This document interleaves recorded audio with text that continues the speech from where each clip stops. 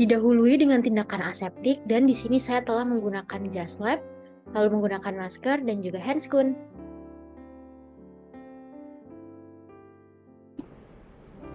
Yang pertama dibutuhkan tentu saja alat ortodonti lepasan yang sudah dilakukan pemolesan sehingga sudah mengkilap dan tidak ada lagi bagian yang tajam sehingga dapat melukai jaringan.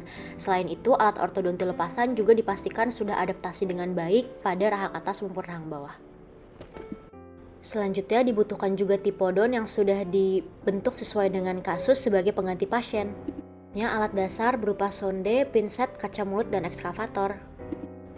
Kemudian tang universal, jangka dan penggaris besi.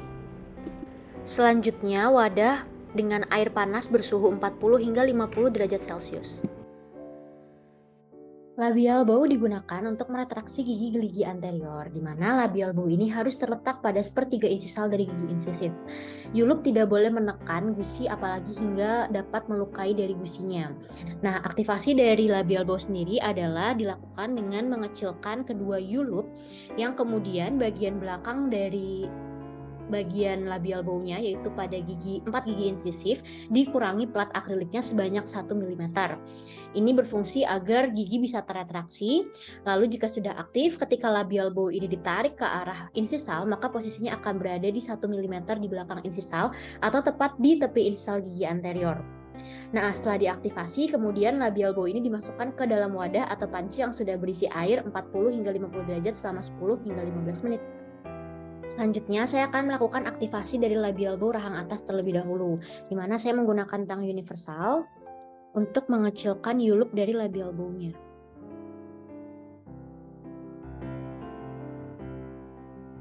Kecilkan pada kedua sisi.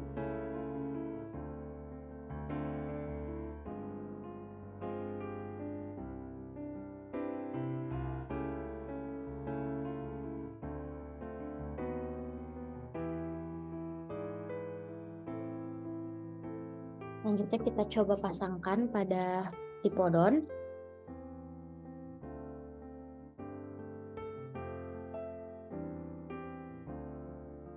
Jika adaptasinya sudah baik, kemudian kita bisa kurangi plat akrilik pada bagian gigi insisif.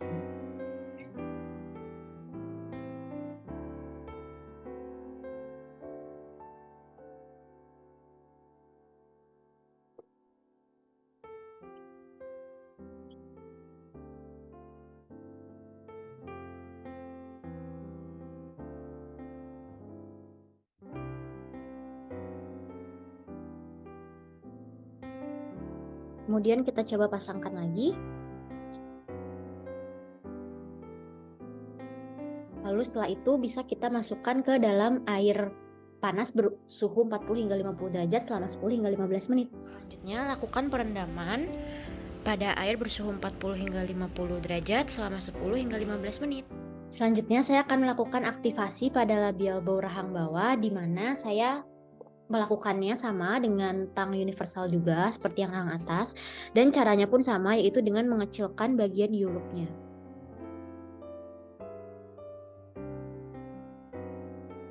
Kecilkan pada kedua sisi. Lalu kita cobakan pada kantung.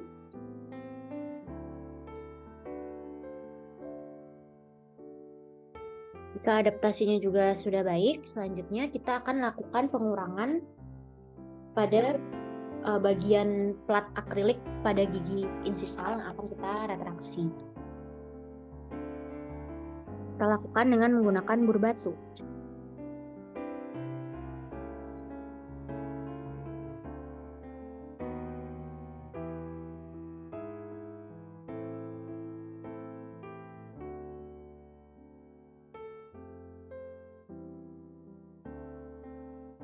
Kita kurangi kurang lebih masing-masing 1 mm, lalu kita periksa kembali pada kantung pada tipodon.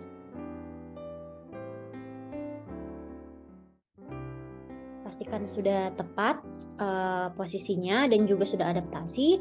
Kemudian sama kita masukkan juga pada air bersuhu 40 hingga 50 derajat selama 10 hingga 15 menit. Kemudian tipodon kembali kita rendam pada air bersuhu 40 hingga 50 derajat selama 10 hingga 15 menit.